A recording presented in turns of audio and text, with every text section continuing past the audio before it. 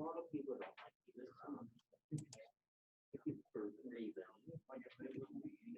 only Ubisoft game I've ever really played was the Assassin's Creed game years ago. It's kind of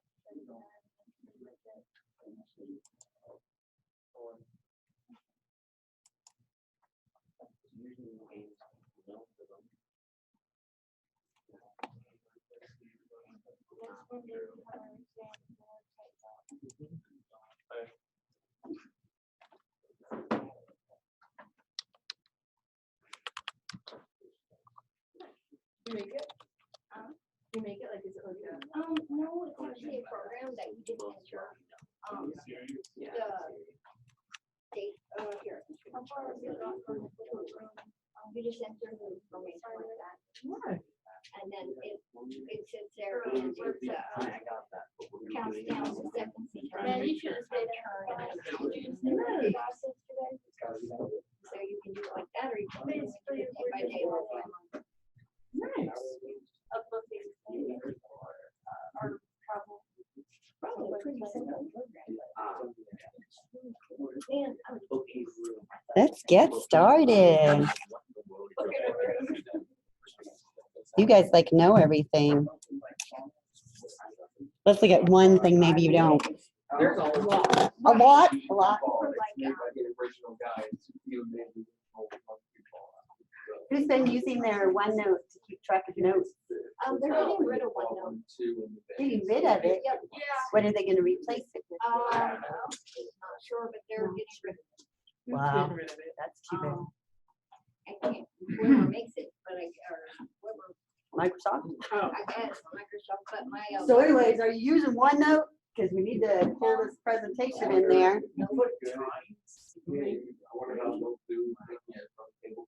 Which presentation? Yeah, I know. Chapter 9.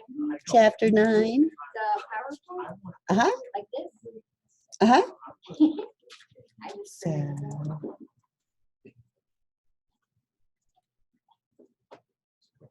I've got my OneNote file open, and I'm going to remind you or show you how to do this while it's available, and you can use it. I'm going to grab the PowerPoint that's on Canvas. I'm just going to download it.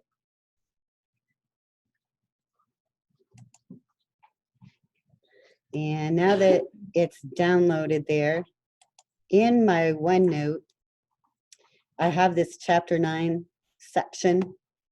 I'm just going to click Add a Page so I can have a blank spot to begin with. And then I'm going to drag this PowerPoint onto my OneNote and drop it. Now, when it asks, I'm going to say Insert Printout. And it's going to take it a second. It's doing it on my other screen. You can't see it.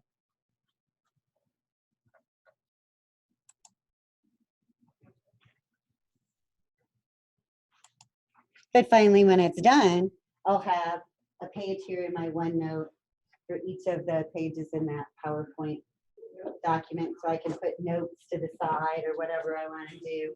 Really easy. I know I didn't know that I could do that, and I went to a conference in Vegas a couple years ago, a Microsoft conference, and there were a lot of people from the Netherlands and other countries, and they were doing that, and I was like, wow, that's really cool. So we'll have worldwide impact. Now, the reason I really point that out is because in this chapter, we're at chapter 9, we're at a spot where a lot of students are feeling confident. So I can have trouble with people not listening and not participating. In this chapter that we're talking about can be very tough on people and very tough to understand. So let's kind of back up, pretend, oh, this is all new for me, and I'm going to really pay attention for this today because we're talking about passing values to functions, and it can really get people confused. Don't let it. It's not that hard, but I do want you to pay attention. Yes? Do what? Yeah. So it's important for us to all stay together on this one. And this is one of the last, you know, we'll look at a lot more new content before our semester's over, but this one is the last one that usually seems to be a little bit difficult, bless you, Thank you. for people to understand. So we're talking about finally subprograms, our modules. And you guys have been using them all along since we've been writing Python programs, right? You've been using functions that we've created, but not really. You've just been using a part of them. You haven't been using the whole thing, the whole capability. So we want to get to where we're using the whole thing. Everybody has an idea of what a function is. Tell me, do you have a programmable calculator? What? A programmable calculator. I don't think so. Can you make Oh, it? no, I don't have one at all. actually. Could you make it do functions? Did you guys, or could you make your phone do Or you functions? make calculators, you can do graphs and stuff. Yeah. So those functions that you're adding in that calculator are exactly the same type of thing as we'll be adding. Like, I want this calculator to be trained to know how to do this thing. And that's what it's going to do in that function. So I like the way our book talks about it. I have another PowerPoint for this section that I'll put on Canvas for you, but I don't know, it just seems like maybe our textbook is more straightforward. So first of all, we've looked a lot this semester at data flow diagrams. Remember, a data flow diagram is like a hierarchy chart, which is just our squares or rectangles, where we would say our main calls our input module, and calls our process module, and calls our output module.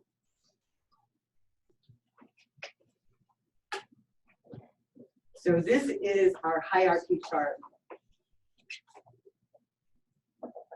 RCHY, it's a hard one for me to spell. All it shows is what's called by what. If my process module called some other modules, like, I don't know, find square root or something like that. And then another one that's like, maybe it has another function called add 10. Then those modules are going to be shown on this hierarchy chart under the module that calls them. We could have our output module call our add 10. That's okay, because the hierarchy just shows what calls what, right? So it's not any sort of logic.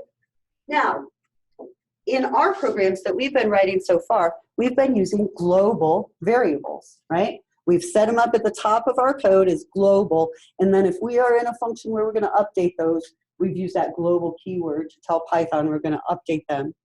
Global variables are bad.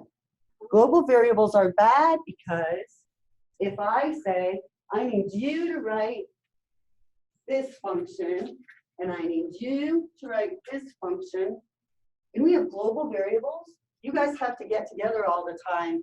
What are we going to call that variable? I updated this variable. Is that going to be okay with your function, or is that going to mess you up? Because now you're dependent on each other. You're using the same global variables. We want to make it to where each of our functions stands alone. They have their own input variables. They do things to them, and then they output the results. So that's what we want to get to. So we want to get away from our global variables that we've been using. We know now they're out there. We know how to use them, but we don't want our functions to be that dependent upon each other. Does that make sense? We want them to each be their own entity, so we could just stand alone with them. We want them to be like a black box. They just do their thing, their function. Okay, so if we want to get data from one function to another, and we're not using global variables, we're going to use parameters. So parameters give us a way to pass information or data from one function to another. We can say, here's your data. So those are going to be our parameter variables. Sometimes we'd like to document that information to share with the other programmers. So if we update our hierarchy chart to show how that data is moved that becomes a data flow diagram. So we can see then, oh, maybe our input module returns back the data from the user. And then in our main, maybe we pass that data to our process module, and it does some things to it, and then it returns back the answer. And then in our main, when we call our output, we pass that answer. So we can pass that data around. Now, like you can tell, adding the data to a hierarchy chart to make it a data flow diagram can be kind of messy. There isn't like an absolute perfect way to do it, so it can look a little messy, but that's what we're doing there. So if we have a data item that we need to pass to a subprogram, then its value could be imported by that subprogram. So anytime a function requires input, we're going to say that function is going to import those variables. Now, if a data item gets processed by a subprogram or a function, and it's needed by the main program, it's going to have to be returned to or exported to that calling module. So right here in our main, our data from our user is going to be imported by our process module, and then our answer is going to be exported by that module or output.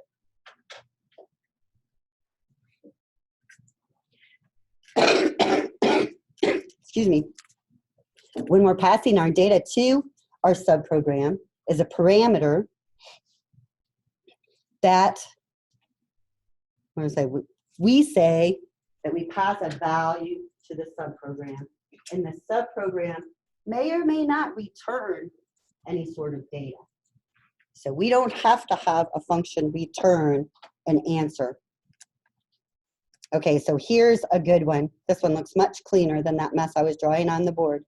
This is our sale price program that we've been looking at since that very first chapter when we were talking about flowcharts. We have a welcome message module that doesn't require any input data or supply any output data. All it does is display messages to the console. Then we have an input data function that does return the original price and the discount rate received from the user.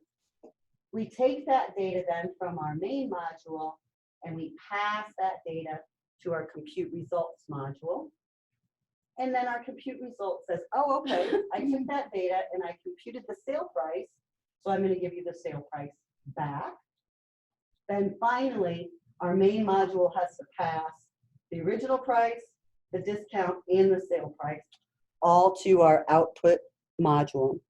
Our output module is going to import all that data and do whatever it wants to do with it to output it to the screen.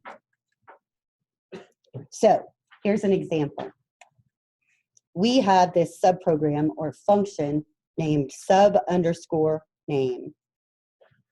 We need to pass the results of a calculation to that module so that it can display the output. So here's where we call that module. In pseudocode, we have call space subprogram space subname. We know in Python, we would just have our function name right here. Our function name has always been passed. At the end of our function name, we've always had that opening and closing parenthesis when we call our function. That's why we're going to place our parameter values within those parentheses. The things that we want passed to that function will be within our parentheses. Now, here's our function definition. And in its definition, it says within parentheses, I need variable 1, variable 2, and variable 3 passed to me. Now, whenever a function declares that it needs these input data items, we can't use that function unless we supply those input data items. We'll get a compile error if we don't match up. Now, our data items have to be in the same order, and they have to be separated by commas.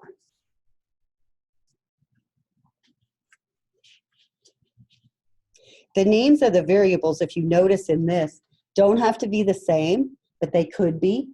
It doesn't matter because those two functions aren't really related except for the one calling the other one. Okay, and then here is another one. When I'm calling output results, I'm passing the variables old price, rate, and new price. That's declaring the function. Now, when we call it, we can pass different values. So let's see what happens when we do this call. When we call output results, these variables, original price, discount rate, and sale price, are going to be called arguments. They're arguments that are going to be passed to these parameters. Okay. So argument is kind of like the value. Parameter is the declaration of what variable it means. So first, the value of our original price variable is going to be assigned to the old price variable in output results. Then our discount rate variable is going to be assigned to the rate variable, and sale price will be assigned to new price. So you can see that it does it in order. They're going to keep them in the same order.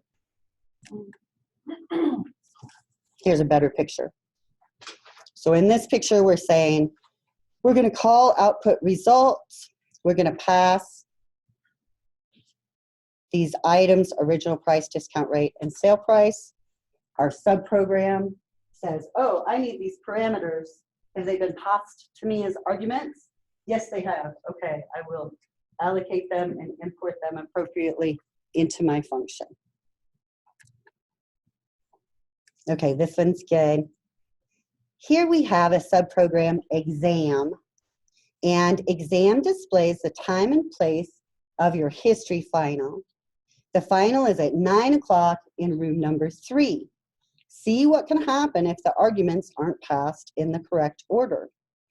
The first call up here, we say we want to call exam using arguments 9 and 3. In exam then, we set our time variable to 9 and our room to 3. That looks right from our description, right? And our output says your history final will be at 9 o'clock in room number 3. Now, if we switch those, our programming language doesn't know. It assumes, oh, you want to set the time to 3 and the room to 9. So now it says your history final will be at 3 in room number 9. So it's not correct at all. So notice how important that ordering is. So a parameter when we receive it, an argument when we pass it. So why do we want to use these things? Just because you guys were getting a little too confident. No, we really want to make our programs more useful because we can, like I say, design them and code them independently of each other. Each one can be independently coded, and we can use them in several different programs if we want to. Remember that terrible bowling scores one? That one that gets you guys because it makes you think about logic like this. The bowling scores one was trying to get you to think, if I only have variables score 1, score 2, and score 3, then I need a function that just asks for scores. And I need to always use score 1, score 2, and score 3 in that function. We want to be able to use the same function no matter what bowler we're logging, right? We don't want to have to write a new function for every bowler there is. We would never ever get done. So that's one reason for us to use subprograms. The structure of the program is important, not how it names its variables. Another way that I think about it is kind of like great big projects, like I-44, right? How far is it? Would I-44 have ever gotten built if the beginning and the end were dependent upon each other, and we had to make sure that the whole thing were done before we let any individual piece be used, we would never get done, right? We have to be able to break it into usable pieces and controllable pieces. And that's what breaking our programs into subprograms helps us do. We can break it down and make it all something that we can get done. Last week, you guys did so good on your Quest program. And I know it's kind of like, how do we start? How do we start? Well, you start by breaking it down into manageable pieces and saying, I can write this input function. I know how to do that. I know how to prompt for input. Now, what do I need to do? But we want to make those manageable pieces. So like I said earlier, we want different programmers to be able to work on different functions. And then we want to make testing and debugging easier. Because if I have all these separate functions and I've made sure that function A works properly, I don't have to test it anymore every single time I do a test, right? I just need to test the other functions that haven't been tested yet. Okay, so when I'm using these parameters and I'm passing data into my functions, sometimes in some programming languages, I have to worry about what data type these parameters are. Think about it. My subprogram subname, because it says that it needs these variables, var1, var2, and var3, those variables are all available to it now. That's just the same as me defining those variables by putting them in this parameter list. So for some programming languages, I have to specify their data type. We don't have to do that for Python, but be aware for your exams and things like that, the book is going to force you to do that. So when you define a function, you can always be thinking about what the data type is of the individual parameters that you need input to your function.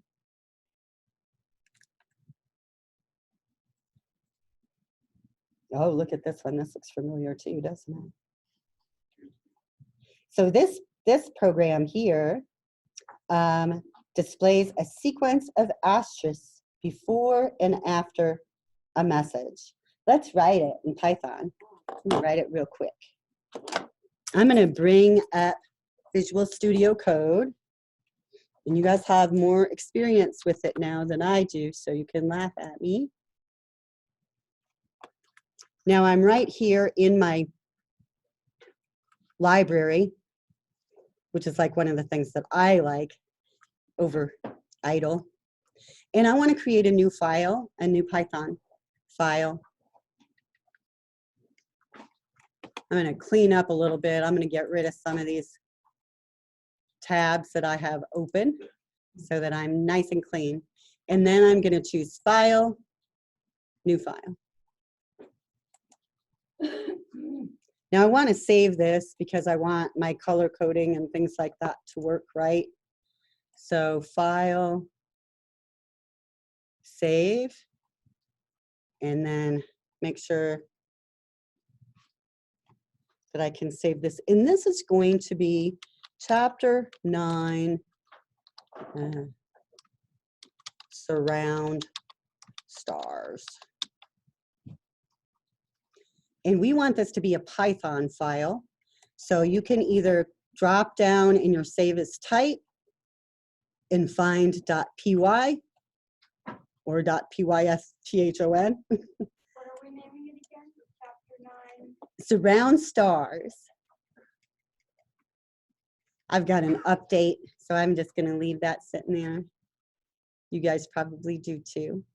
We'll update it after we've written our program.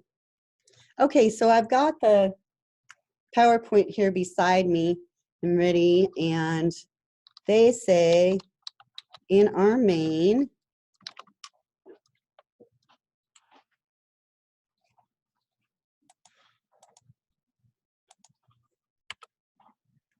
it's not being nice to me. I'll put in a comment here.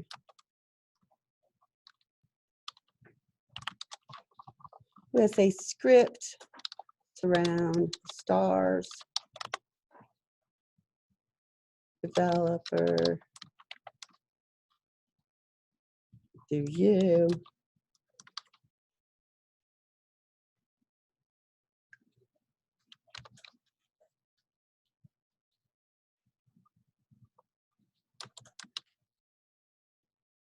And I'm going to say surround a message with stars.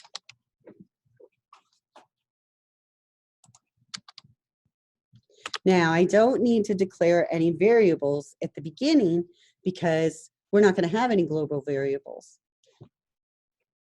So in our main, let's go ahead and prompt for input.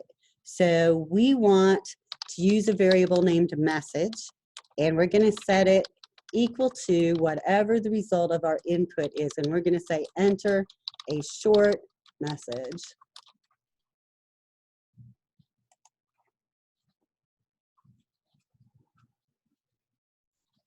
Now, before we call our function, it's better if we declare it. So if we go ahead and define it, we'll define it as, they've got a really long name, surround and display. Let's just call ours surround. How's that? Now, to surround this, we need to be passed the message. I better make that INP message because I think message is a keyword to Python. It's turning it purple anyways. So I'll say I want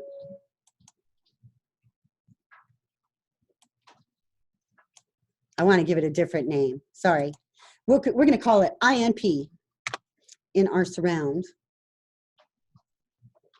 Then let's just print out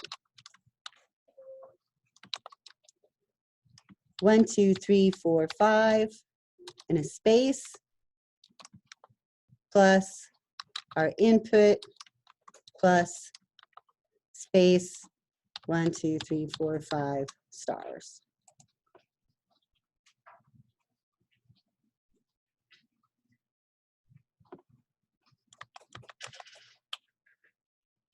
Now, when we're ready to run, we just need to run our main.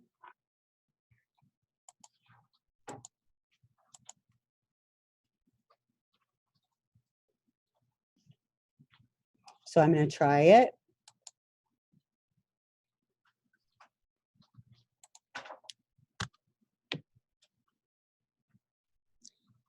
Okay, I've got the enter a short message prompt. I'll do happy Halloween.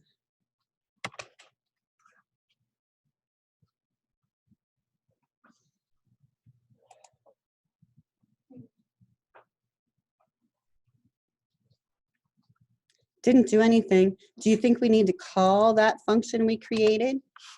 Let's call it from our main. We want to run surround, and what we want to pass into surround is input message. We should get a little bit more this time. Try it and see.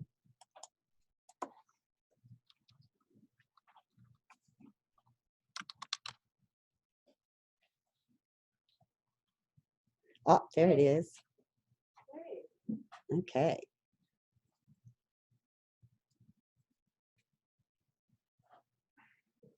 So we got our debugger working. Let's try it. I want to set a breakpoint right here on line 6. I'm going to move over here and turn on that red dot to be a breakpoint. And then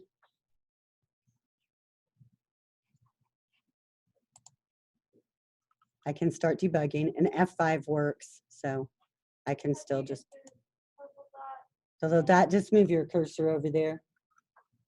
Did you see it? Yeah, it kind of highlights. Okay, try your F5 now. Now, as your module starts up, you should see your call stack. Remember, your call stack is the processor, what modules have been called for your program. So we started out with our main, and that's where we are right now. And we're sitting here ready to run this line of code. to prompt our user for a message. So using our toolbar up here, let's do step into or press F11. Now you should see your prompt down at the bottom. So enter your message.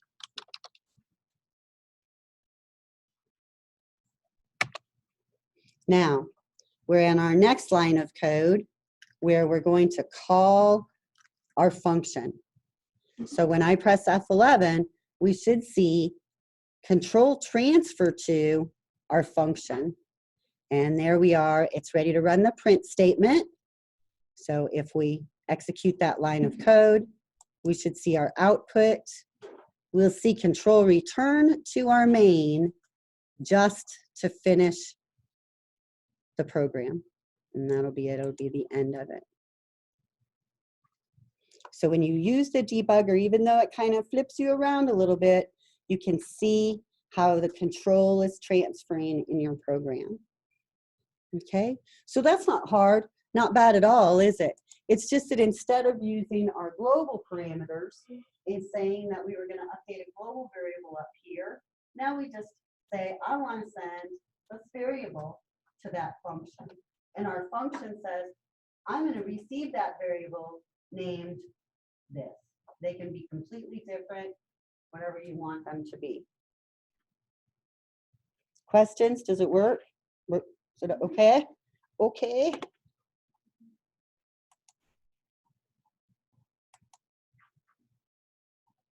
Now, a couple more things about subprograms and passing parameters. Parameters can be passed by value and by reference. So for the difference between passing by value and passing by reference, I want you to think about ice cream cones. Have you ever had one? Are they good? They're pretty good. Well, so you're at the fair and you have an ice cream cone and you walk up to your friend and they say, I'd like an ice cream cone. Okay.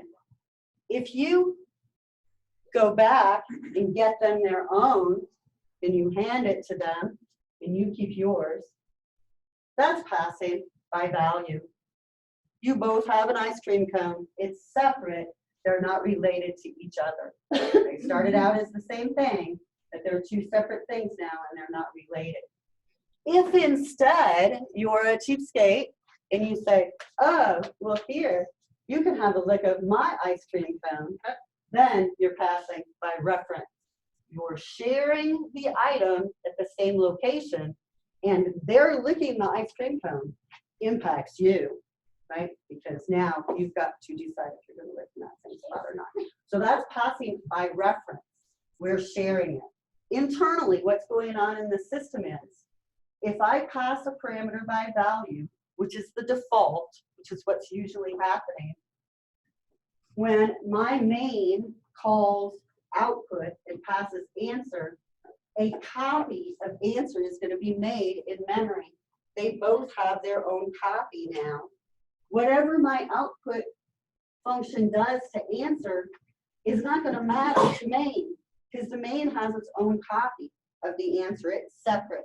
That's passing by value. I copy the value to a new place in memory and hand it to my function. Now, if I decide instead I want to pass by reference, when I pass by reference, my main is saying, here output, my answer variable is at location 57 in memory. You can access it there. So then if my output module updates that variable, main will see those updates too, because they're sharing that one location in memory, that same variable. Now, why is that important? First of all, because your calling module needs to know if that data item is going to be updated, but second of all, because of memory use. So if I have a variable like an array or something that could be large in my program, which we'll be talking about in a week or two, then that array could potentially have 1 million entries. It could be a megabyte long. Do I want to make a copy of that array to pass it from this function to this function? Memory constraints can be an issue. So things like arrays are automatically passed by reference. All other variables are automatically passed by value. Okay, this is a thing that used to be really important in programming and a lot of programming languages. And over the years with things like Python and the way other programming languages have been updated and adjusted, it is not as big of a deal as it used to be. So this is an area where, again, kind of like that switch case statement, you have to try to remember it because you don't get a lot of opportunity to try it hands-on. Passing by value, we're making a copy, another version of that variable. Passing by reference, we're sharing the same reference location in memory, using the same exact variable.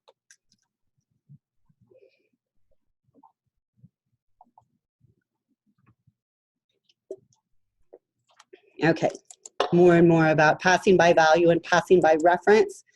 Keep reading about it because we can't really try it very well in Python. Again, Python is new enough that it's like, what, that's silly, I'll take care of it. Programmers don't need to worry about that. So, okay. Now, before we're all done, a couple of functions that you guys have already seen and used, right? What did we decide Python was upper and lower for these two upper and two lower functions? Lowercase. And I think some people were using these in their Quest application for whatever the user typed in so that they didn't have to do an if check to see if it was in uppercase and lowercase.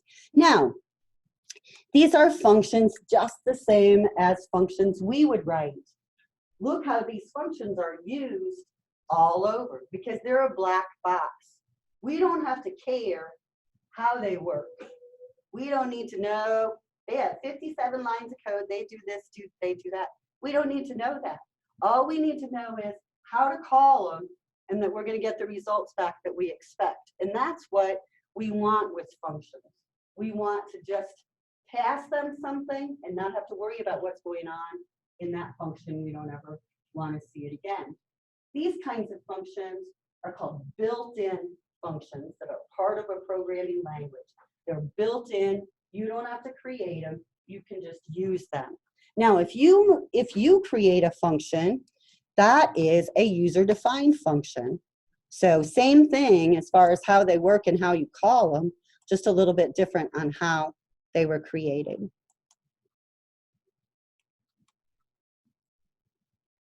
Okay, so here's some messy pseudocode. Let's take a look at this. This one is another example of how important it is to pass our parameters in the right order. Natalie and Nicholas are co-presidents of the Gamers at College Club, GAC. They have created a website and they want the site to be secure. Nick suggests that each member should have a secret login name, and Natalie offers to write a program to achieve this. Unfortunately, Natalie didn't study this chapter carefully and does not understand the difference between value parameters and reference parameters. She writes the pseudocode shown in the next two slides. Okay, so here, she starts out saying, do you want to start? Yes or no? Hopefully they say yes.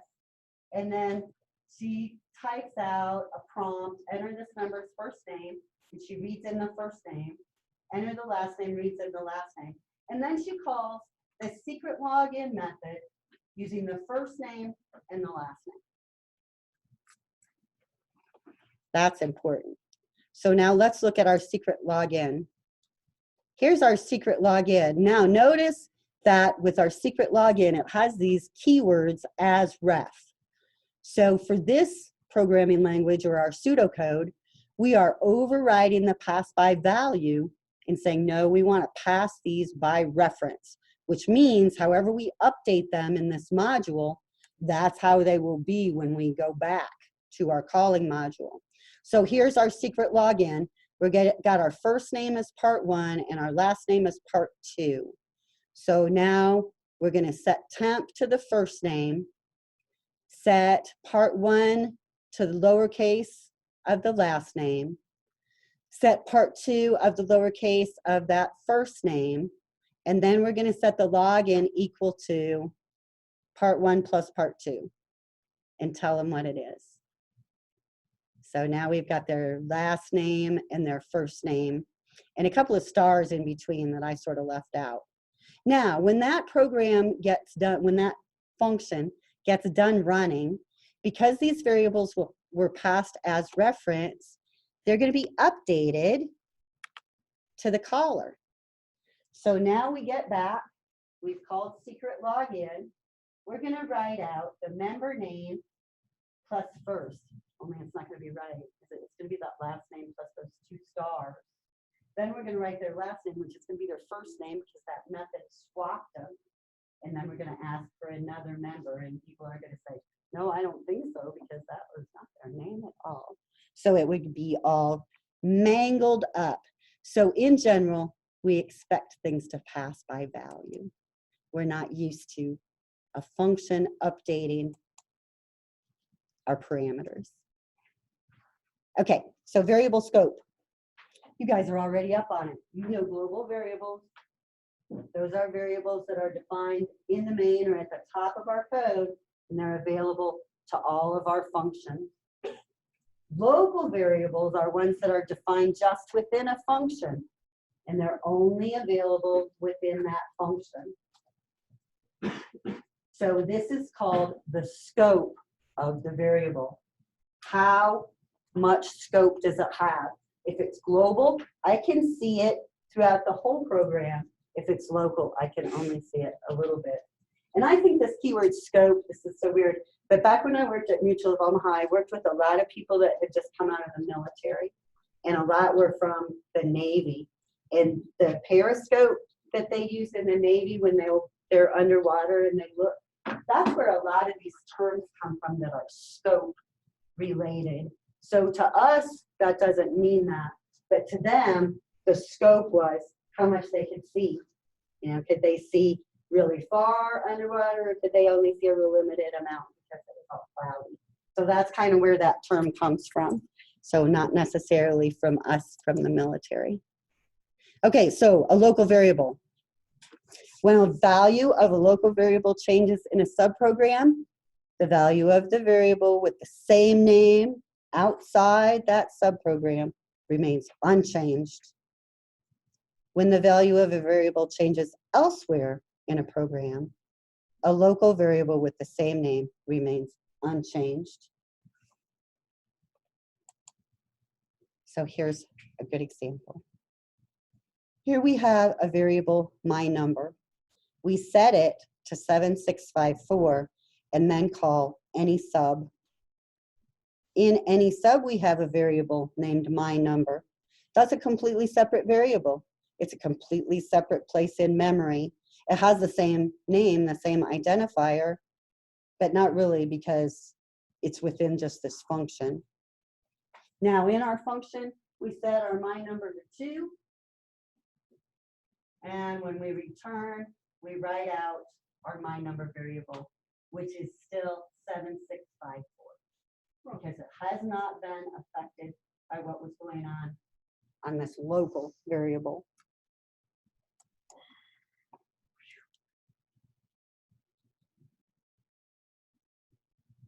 Again, in this example, we use a variable named count. Count is used in the main and in pay employee, but they're different variables. They just have the same name, but they're going to be used differently. You guys have seen all of these. Are lots of our important built-in functions.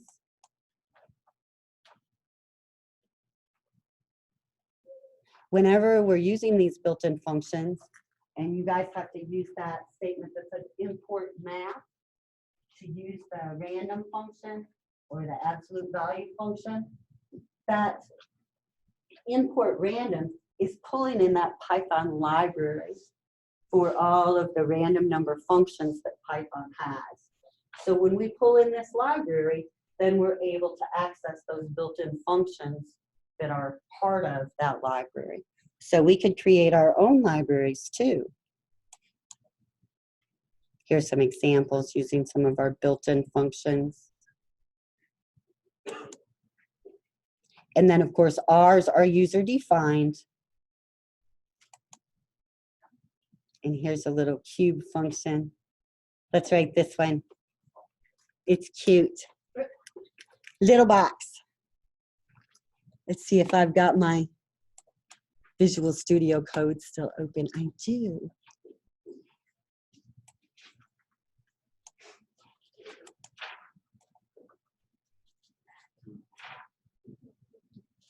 I'll create a new file.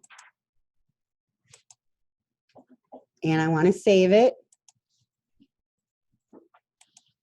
And I'm going to call this one Chapter 9, Little Box, what they call it in our textbook.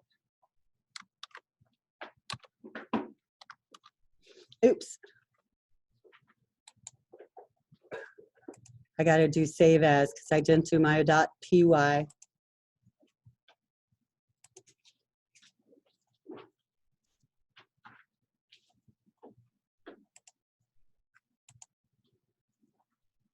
That's better, it fixed it. I didn't know if I would have two files or if it would fix it. So we'll call this little box.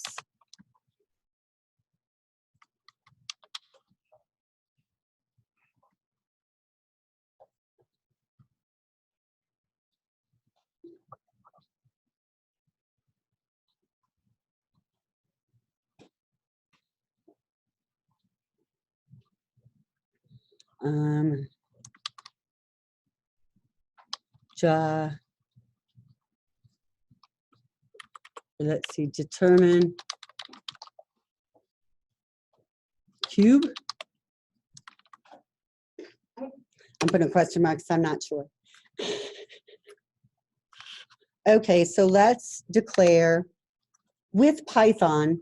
It's actually better for us to declare our functions first. So we'll declare our function cube. Our cube function is going to expect a parameter that it's going to call side.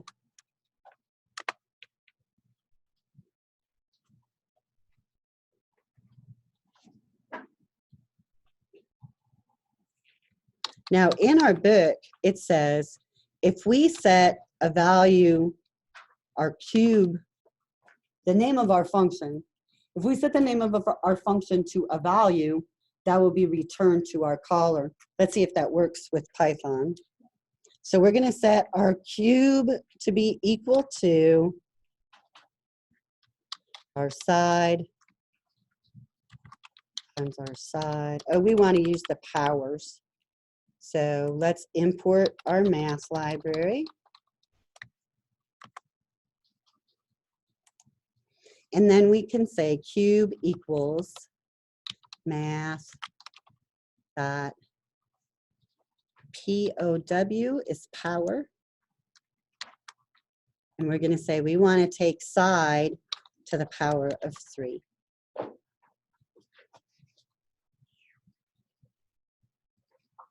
And we could have said side times side times side too. That would have been okay.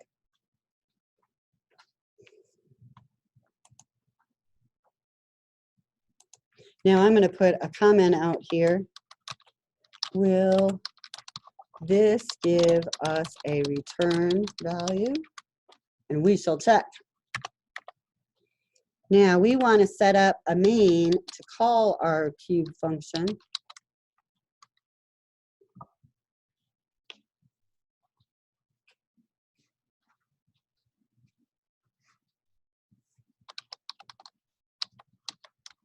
So we're going to declare a variable called little box. And we're going to say, I want you to call the cube function using the number 10 as a side. And the value that gets returned, I want to put into little box. Then I want to print my little box variable.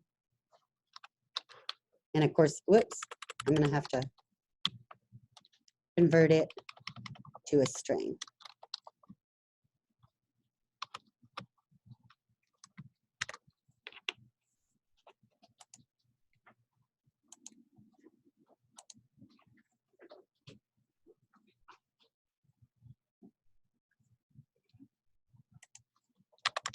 Now I want to go ahead and put in a call to my main.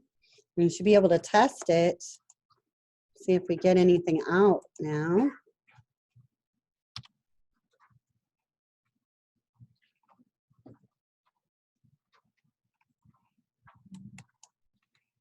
Get anything? I got this word none. It doesn't like this, a setting cube equal to math.pow. So let's change this and use the word return.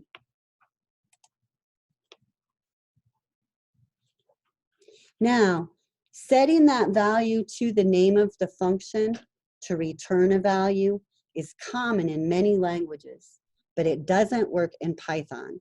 So if you see the book talking about that, I just want you to know what they're talking about, setting the value to the name of the function. We have to use the keyword return. Now let's run it, and we should see our value, 10 cubed.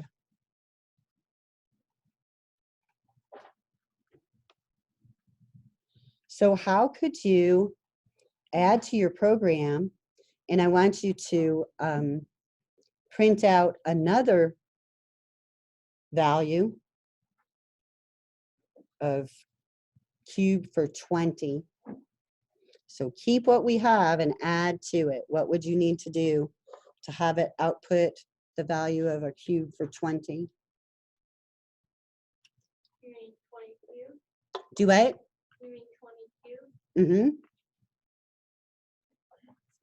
You need to change the. I want you to keep what you have. I want you to add to it. But you're right.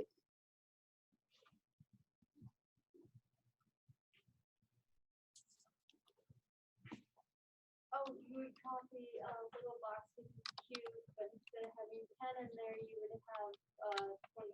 Right.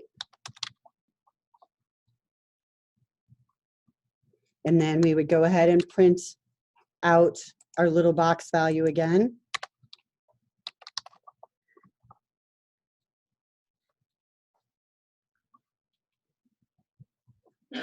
Try that then, and you should see your cubed value of 10 and your cubed value of 20.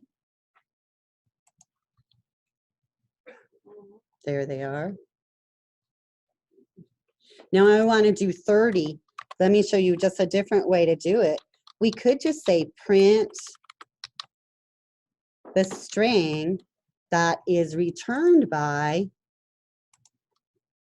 cube with a value of 30. So I could get it down to not need this little box variable. I could just call my function within the print statement.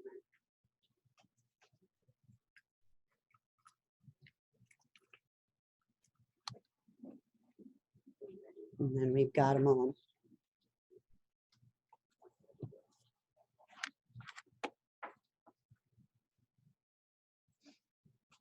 So everybody's working, does that make sense?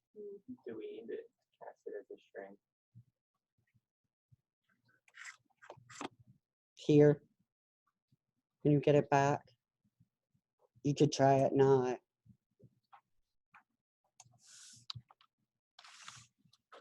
You should need to because it didn't care. Yeah. Didn't care. Now, what about you're calling the cube function directly? Does that make a difference? Nope. Didn't care. So just flexibility. You can just do all sorts of different things.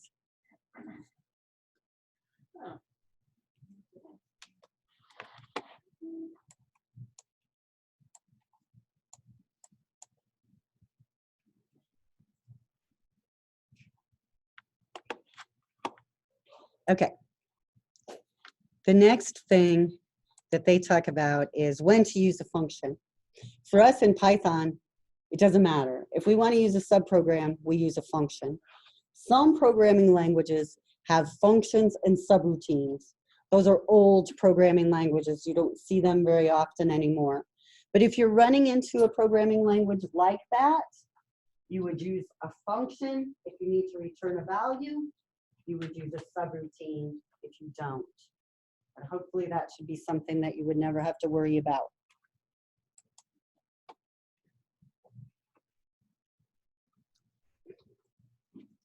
Now, we want to get good mileage out of our functions. This one is a little bit ahead of us because it uses an array, and we're going to back up and look at those. But we want to make our functions really flexible so that we can use them in lots of different cases. So who am I thinking about? What was that company that started the GPSs? Oh, Garmin, right? Garmin, when Garmin started GPSs, their functions that they created were very flexible, right? They didn't make them be where only our device is going to be able to display this stuff and only our device is going to be able to respond. They made it pretty open so that other companies could kind of benefit from their technology, which kind of gave them a really good spot because then they ended up being sort of the leader for a long time in all of the mapping software, and other GPS systems and stuff use their map. We see Google kind of taking it over, but either one of them is going to be really concerned about how to make this as usable as possible to others. We see it with phones. You guys get an opportunity to see a lot of these things in action all the time. I don't want an app that can only work on an iPhone, right? I want an app that I can run on an iPhone and then I can regenerate it using some sort of tool to run on Android also. So I want it to be flexible. I don't want it to be so specific to one platform that it's not usable on the other platform. So that's how we get mileage out of our functions, making them as flexible as we can. Recursion. Recursion. Let's see, recursion is a function that calls itself. And maps are actually a really good place for that, because think about the function that displays what's going on your Google map. If you zoom in, it just calls itself again to go even further. And if you zoom in, it just calls itself again to go even, zoom in even further. Another common thing that uses recursion like that is if you're looking at File Explorer, you know, and you're looking at all of your folders and then you drill down into your documents folder, it uses that same method again to display that information for you at that new level over and over again. One thing we want to be careful with recursion, it's a really effective way to solve a problem, but it also can be something that can end up eating a lot of resources for us. And when you get into C# and Java and some of the other programming languages, you'll get some opportunities to have more recursive assignments than what we do it here. They have a bunch of stuff. Where was that one that you were looking at? Me? Mm-hmm. It is chapter, let me find. She's got one that we want to do together, and then we'll let you guys do She some. said it starts right in the beginning, chapter 9 in the book. Is it in the book? Okay, let me bring it up. Do you want me to bring it up?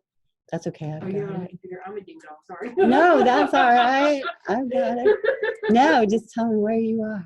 I'm on, it actually starts right on page 529, Oh, great. if you want. Okay, good. And for me, it's at the very bottom, or at least that's where it starts. Yep. You should, Right here. somewhere around. These on 529 might look like this at the bottom. Because it's like this is how once you set up this. Okay. The yellow duck. Oh, you're way past me. I'm at 9.1. 9.1. How did I go there? So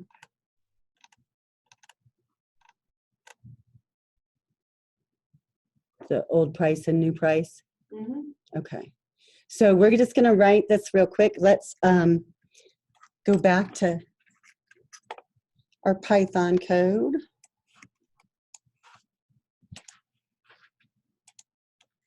And I want to create another new file. I'll save it. And I will call this one chapter 9.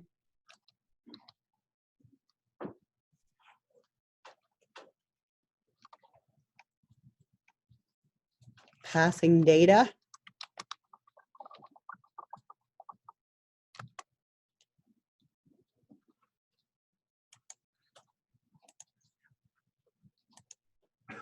.py.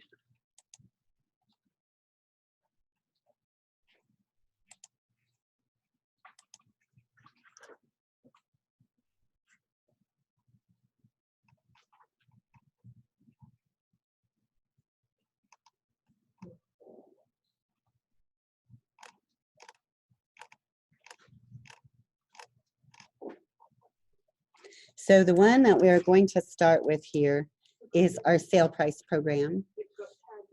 Yep. Sorry, I didn't mean Oh, that's okay. It's perfect. So it has all of the same stuff we've been using all along. We're just going to make it not use global variables, and we're going to make it use parameters instead. So let's put some comments in there for that.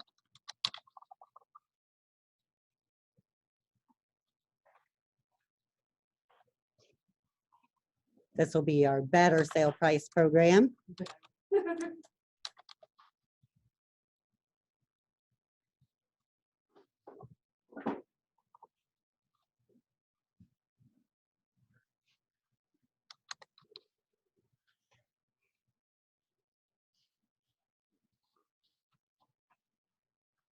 it. And I'm going to say we're going to use parameters.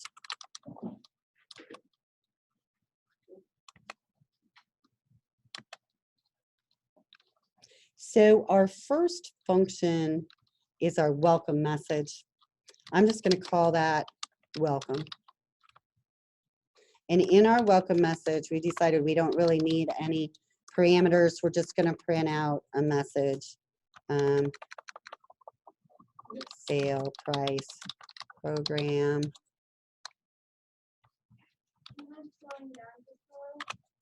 Oh, you can keep it. You can keep it. You can make this say whatever you want. Welcome to, oh, I don't know. Just however many you would like. Make it look good to you. So you're not going to turn it in or anything. Just make it look good to you.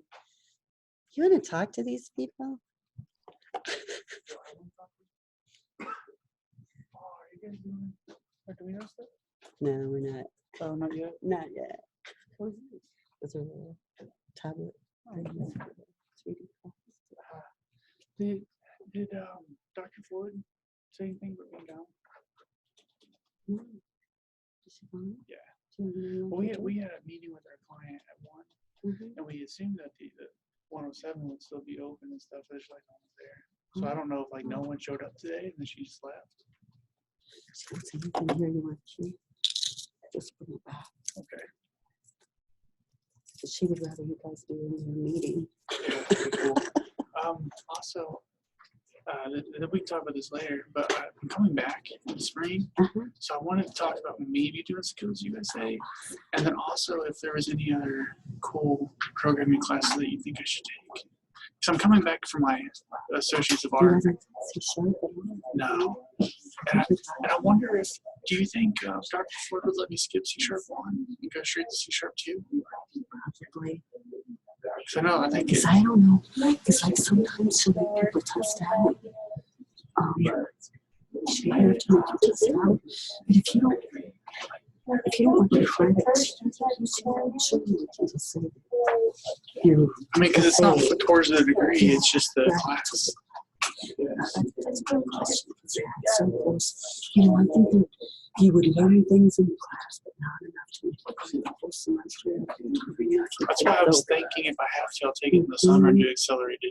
But I think accelerated is only online. And I kind of gotten really, I really like, starting to really like the whole classroom environment. So. Well, yeah, talk to her about it because I bet she would let me skip it. Do you want to do programming or do you want to do game? I don't know. I thought about it. For what? Skills. Oh. So go and show me one. And then if you're not able to do it, then you say, well, this other person wants to do programming, so let another person. Okay. But if we don't have anybody, she won't. Right. I got you. Okay. I don't even know where to go for that. Oh, I'll get this. I'll print out this thing for you. Okay. For when you guys get done. Thank you. So, sure. Yeah.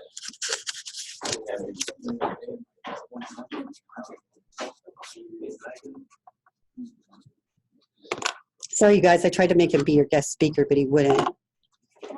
Some of our computer guys are just not so outgoing. Okay, what else should I say in our welcome? Is that enough? Yeah, you think that's enough? Is that enough?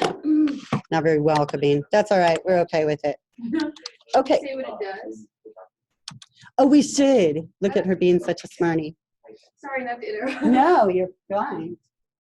So, you guys have all done really, really good when you're turning things in of doing these header comments. And this is a really good point. Now that we are going to use functions that require data, and we're really getting into our functions, I'd like to see a comment for each function too. Do you want those outside of it or inside? Inside?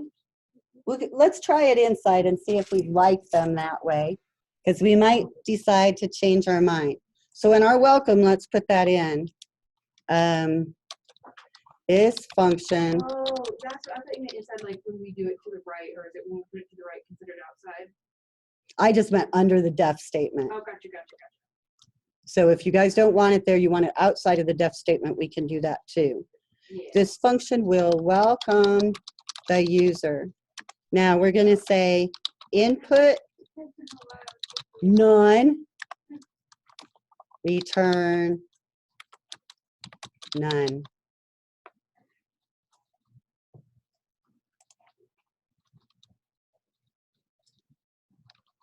And I want you to remind me when we forget to do that, just yell. I've noticed the classes that I accidentally forget to do stuff in and people gripe at me, they do a lot better because it makes you guys remember those things so much more than if I just automatically do it and you don't have to think about it. Okay, so after our welcome, we have our input data. Input data. So for this function, again, we don't need any input. So let's try it. This function will prompt for input or for user input. Inputs to our function, none, return, and we are going to return the original price and the discount rate.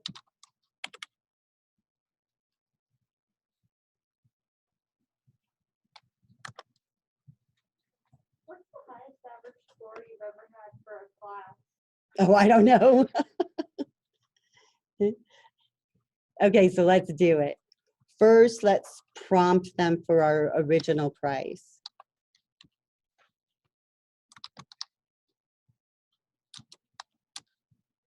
And we made that an, did we make that an integer? Do you remember?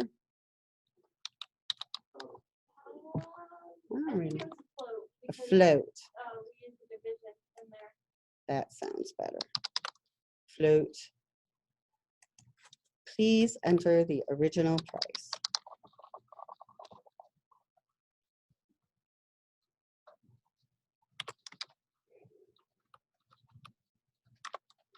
And then we want our discount rate.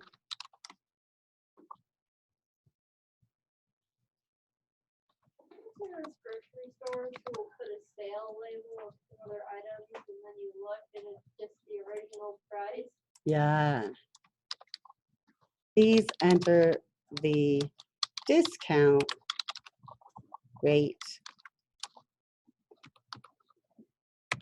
What was that store that's where Target is? Venture? That's what put them out of business. They did that so bad all the time. Or they would have a sale price and not have it programmed in their scanners. They get sued a lot. I've never even heard of them. Whatever. Okay, now we're going to be returning two things here. Python will let us do that. Other programming languages won't. So we have to be aware of that.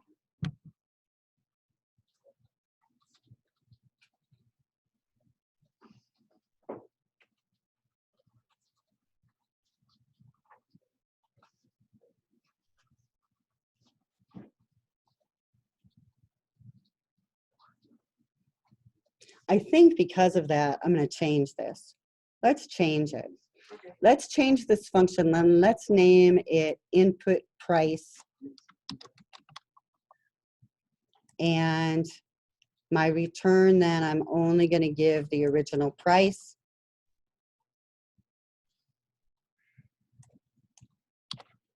Let me move this.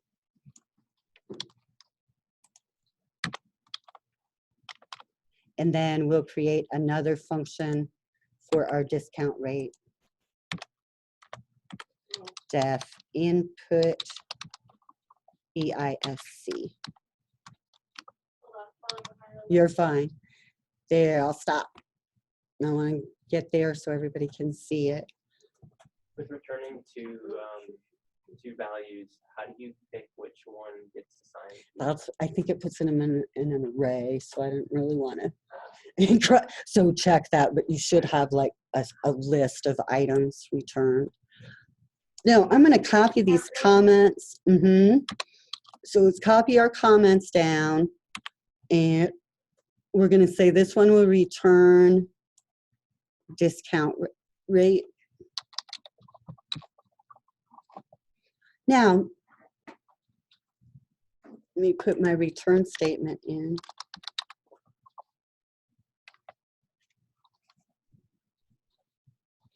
So I stopped and I said, oh, I want to redo that because even though we can return two things out of Python, it gets kind of messy. But you know, we want these functions to each have one job that they do, that they know how to do, that no other function does. So if I had it ask for original price and discount rate, that's really two jobs, isn't it? Because each of those variables is its own separate thing. So when we're deciding what code to put in different functions, we want to kind of try to always be thinking about a logical job or unit of work so that this function only does one thing. And that's going to make this function the most flexible, the most reusable, because it's not going to be tied up trying to do more than one thing. I want to go ahead and put in my main though now so I can test these modules that we've created so far. So I'm going to say, here's my main. My main is going to start out by calling welcome. Then I'm going to create a variable ORIG to hold my original price.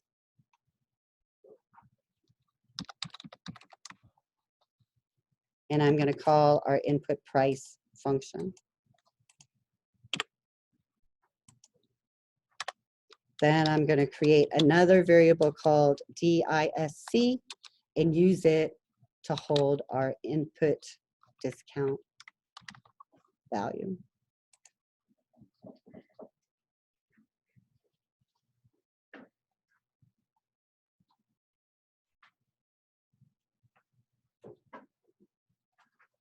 Now, if you want, let's just go ahead and run that real fast. We're not really expecting any good output or anything. We just want to make sure we don't have any syntax errors or anything that'll get harder and harder to find as we add more. And I've got to call my main.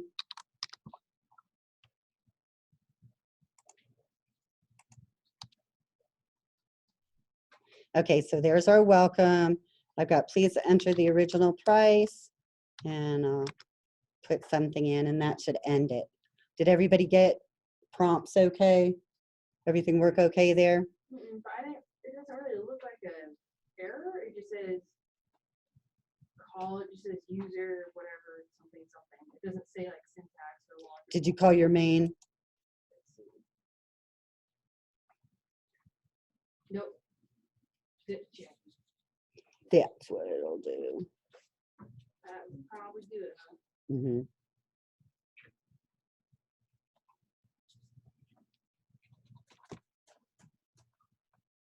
Okay, so everything's looking good. So notice how if we want to save a value that gets returned from a function, we assign the variable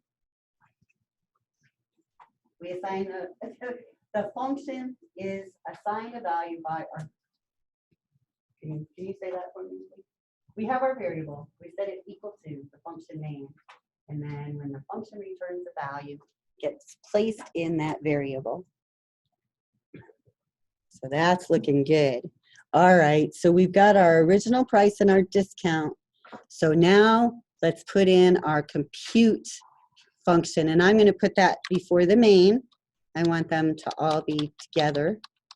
Now our compute function needs to know the original price, and it needs to know the sale percent. Uh-huh.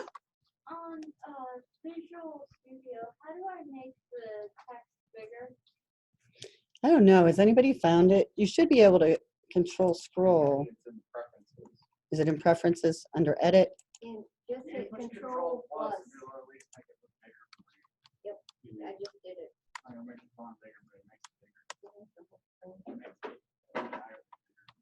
Yeah. It's gross. Awesome. Thank you. I don't like that.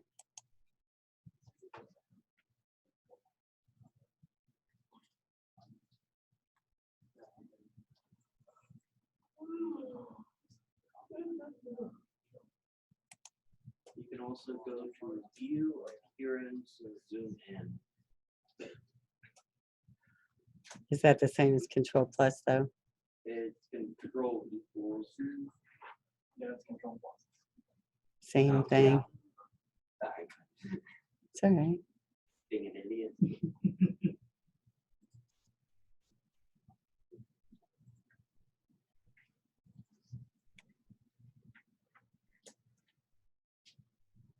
What's Zen mode? Have you tried it? Okay. I was like, really? Is that what you were talking about? Are you- Oh, there we go. Now you guys can see it. How's that? Okay, so in our compute function,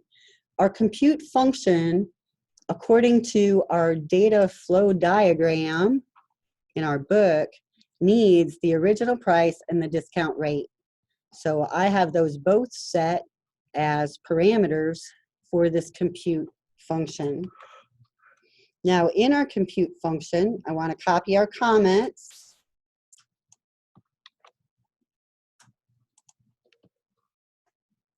And I'll say we'll calculate values. Our inputs are going to be the price and the sale percent. And we're going to return the sale price.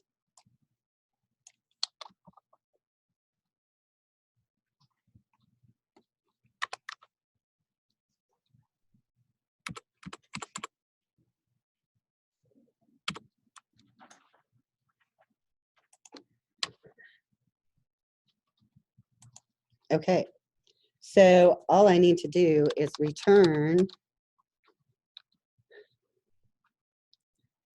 our price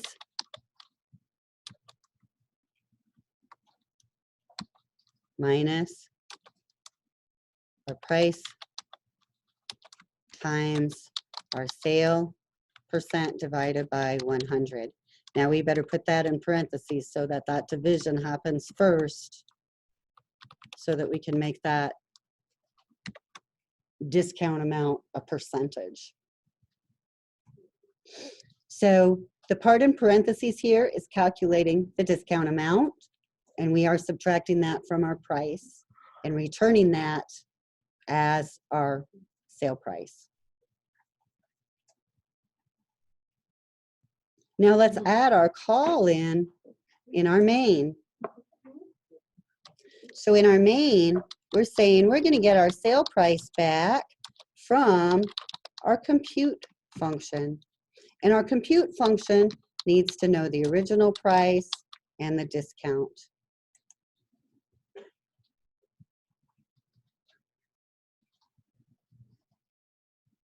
And then finally, we can do our output.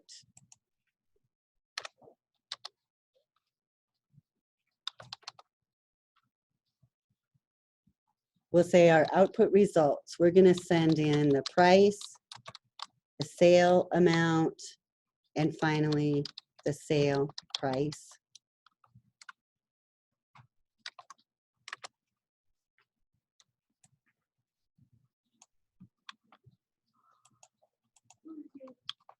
Wait, wasn't the P and sale price capitalized in previous, Does it matter? Isn't this variable completely separate now? Oh, yeah. Right, so that's why I wanted to make it different.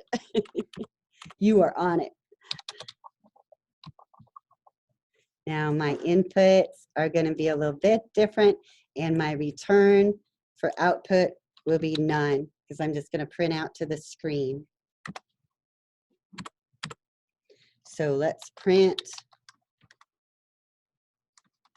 the original price is, stop, you silly thing.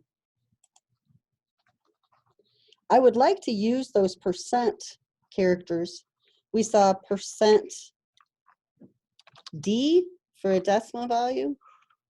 And then we can say after our closing double quote that our percent value should come from price.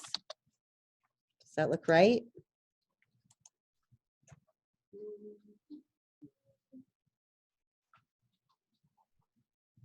We want to use these output parameters because we want to think about how this works.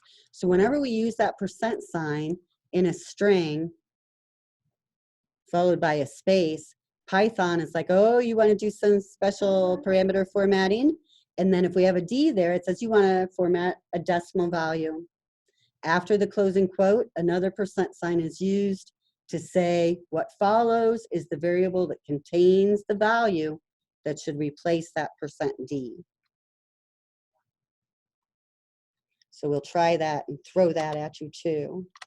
And then let's print out a discount percent is percent D percent or discount.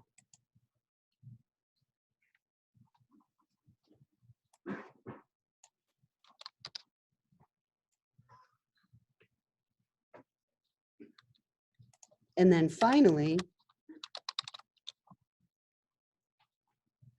all this helpful stuff drive me crazy. I hate when that happens. The sale price is percent D. There's a space in between the percent sign and the D, right? I think so. So we'll see if it's right or not, because I don't do these as often as I should. So we might have to do some debugging there.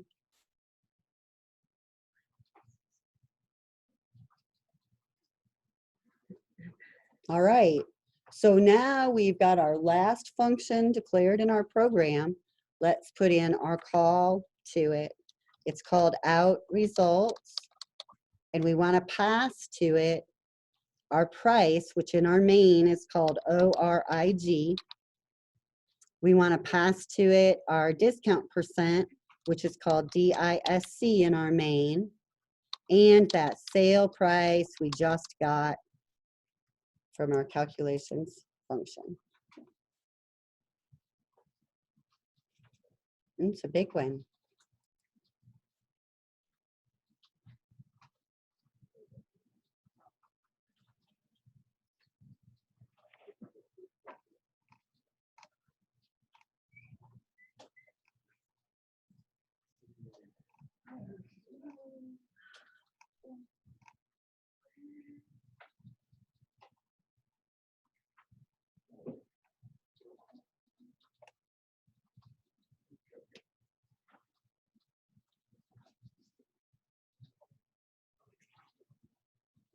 Should we try it? See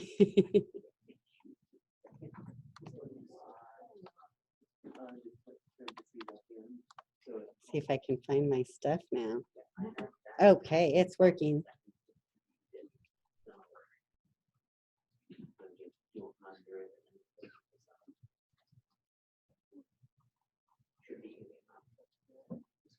I'm pretty sure your mental math back. I hope it must be. Wish we would put the original strike bars. In your output, Mhm. here's how I did it. Do you see it? Oh, no, I mean, like when we enter it into the terminal. Oh, okay. What do you guys want? Let's do 100. 50, then 50%, or 10%. So notice how our print statements with those %D things work down here. Probably could get rid of those spaces. Let's try it. I need to get better at them. See if they're closer together. I thought you needed them. 110. There we go. That put them a little closer together, so you don't need this space. What did you do? I just got rid of the space between the % and the D. I thought we needed it, but we don't.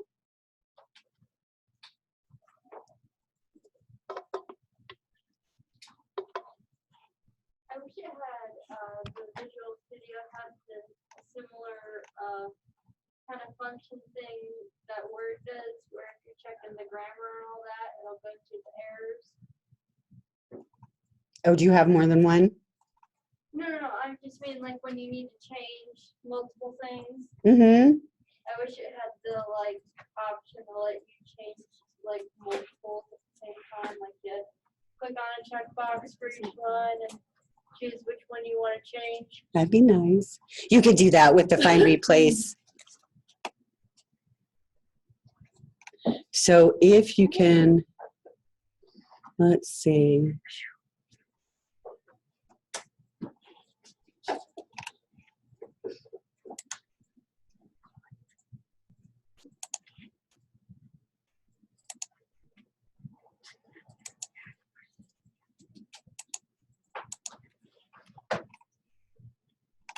I've got breakpoints all over. Stop, you silly thing. Oh yeah, we should save this, shouldn't we? Yep, save it. I wish there was a save all. Oh, there is.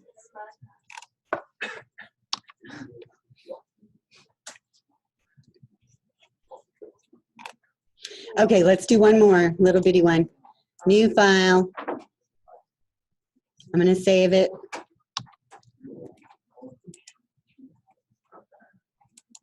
Now this one that I want to create is Chapter 9. Yellow duck.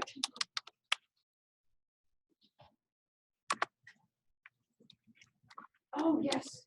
Let's do it. Let's. I was excited because I read that one. I was like, it looks so cute. I want to do it. But I'm a little stressed about this Visual Studio Code. It's changing on me. I'm not sure what's going on. Maybe it updated. Always be going into that Zen mode. I don't know how to de-Zen. I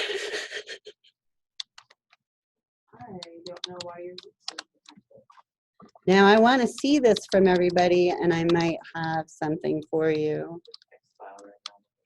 Oh, that's why. I'll do that again. That'll be your new thing to yell at me about all the time. I appreciate it. Okay, so let's look at this one. We don't have a lot here. This one is going to be nice and little, so you can try experimenting with it.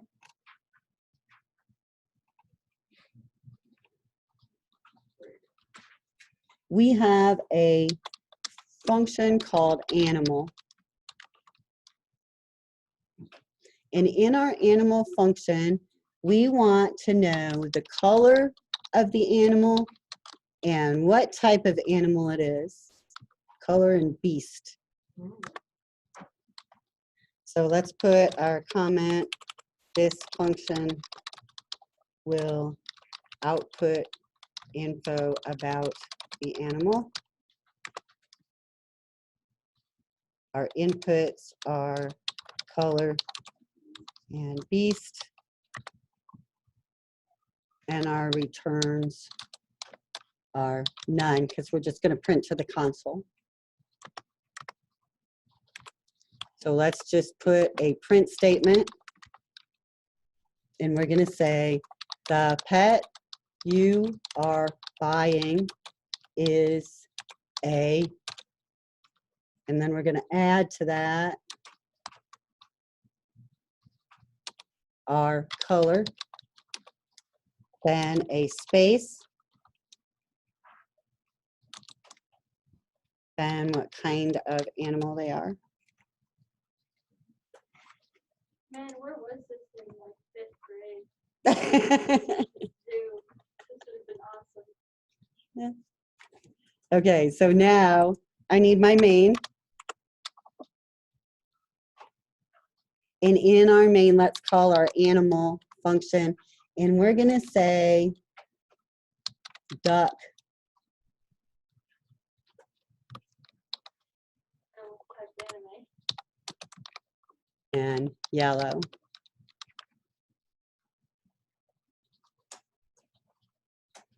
And then I need to go down and run my main.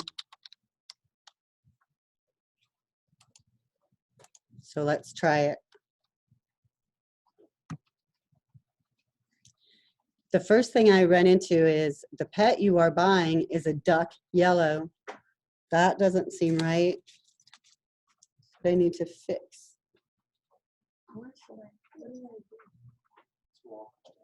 Drop the order. That sound right? Yeah. Do it. See if it fixes it.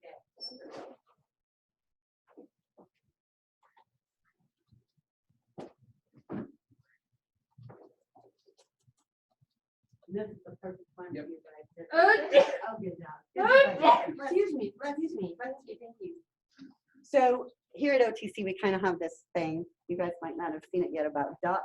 You seen any ducks around? And there is this philosophy called rubber duck debugging.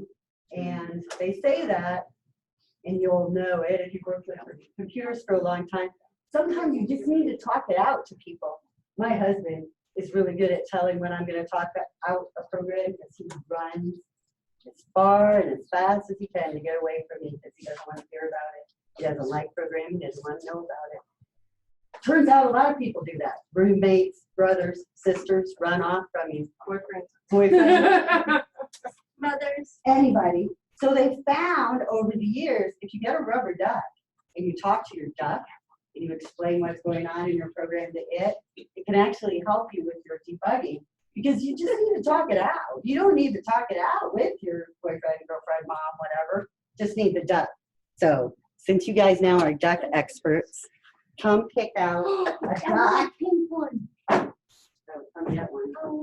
Another rubber duck for your 120 class. Giving people headaches. Oh, I didn't sleep. I have an error with my pants program. I can't figure it Oh, out. okay. It's invalid format or formatting. We'll figure it out. My cat is looking at this. Like everything. It's not necessarily for coding. It's just a friend. Keep the animals will run away from you.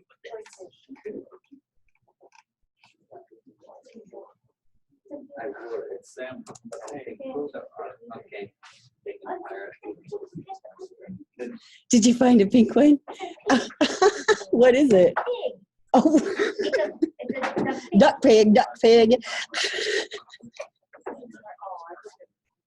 That is objectively less horrifying than cat dog. Cat dog pig. Well, actually, you know what? That was worse. Yeah, two different types of cat dog was a weird. Wow. Don't be embarrassed. Here's mine. Mine is a. Can I show you this? I'm not sure what he is. Like one of the videos where I would do what James Beach did if I ever got her from me, I would do the rubber duck thing. I just share this. Sure. Thingy. Okay. Oh, wait, what's going on? This is low control version. So this one works, right? Mhm. But if I want to make the discount percentage have a percent sign after, there's Oh, yeah. So what if you put a space before that I percent? did that. There's Doesn't help either.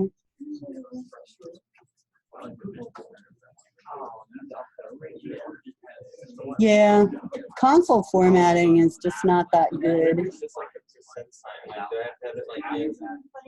Try it. Like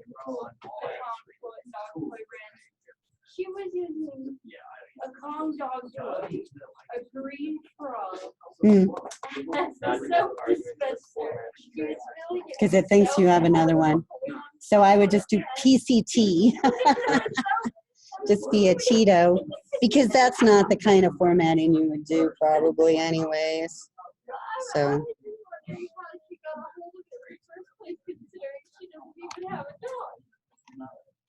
Like, did you find it like that? The dollar store? Oh, yeah. Okay. There it goes. It just makes so many questions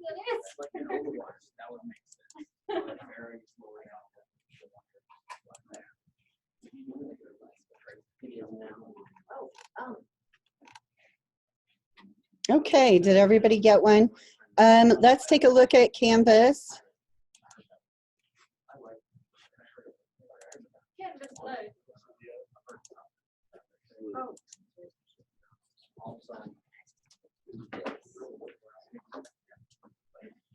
Okay.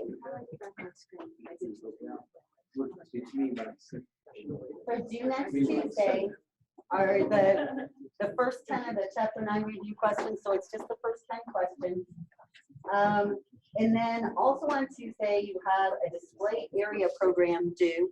That should be very similar to the ones that we've done, but it's definitely something you want to start thinking about, because since this is the first time we're getting away from our global variables, we want to kind of be comfortable with that. The display area program should have functions, should not use global variables. So we want to make sure that we're actually passing that data the way we need to. Now, on Tuesday, I'm going to leave. So what I'm going to do is get you guys started with just this awesome activity that I haven't created yet, and get you out of this classroom, because I've got to be in Lebanon at 3. So I'm going to get you guys going, and we're trying to get prizes and stuff involved. We'll see. But anyhow, that's what's going to happen Tuesday. So Tuesday, we won't have any time in class to work on these labs or these assignments, okay? Because we won't be able to do that on Tuesday. Then on Thursday, right now, what do we, I think we have your exam. So I would like to plan on spending a little bit of time on Thursday talking things over, you know, maybe 15 minutes or so, reviewing, talking about things that are going to be on the exam. So make sure you've looked at the practice exam before that.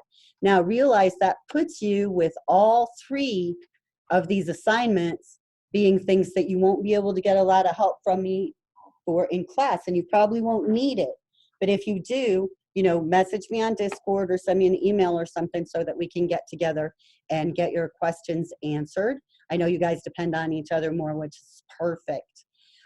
Your Unit 3 exam, the practice exam, is out there just like our other exams. You should be able to try it. Let's take a look at the hands-on. You'll see that it's going to look a lot like the programming assignment that you're going to do.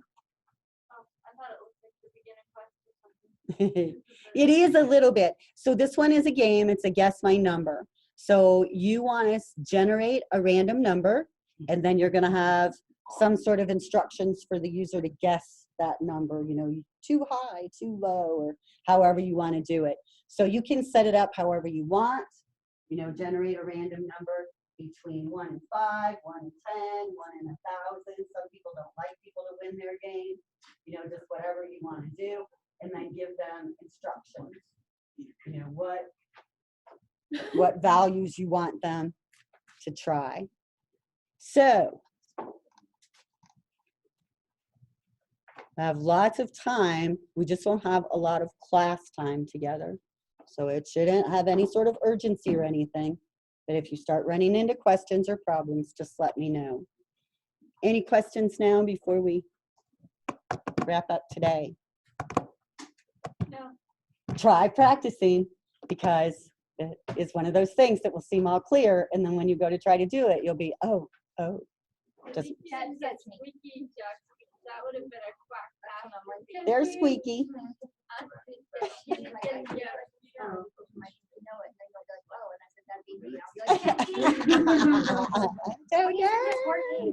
I don't know. We did Java for the first time in WebDev, and I like WebDev just this month. Oh, really? Like it? You do JavaScript? That's I what, told him, yeah, I was sure. like, it was not funny. gonna lie, the president's the only stuff like he just laughed real quick. Just what I did. Does he do like a Zoom session for everybody? No, he posts videos. Oh, does he? Like YouTube videos. He also posts videos that Dr. Ford uses. I see a lot of Dr. Ford videos. Oh.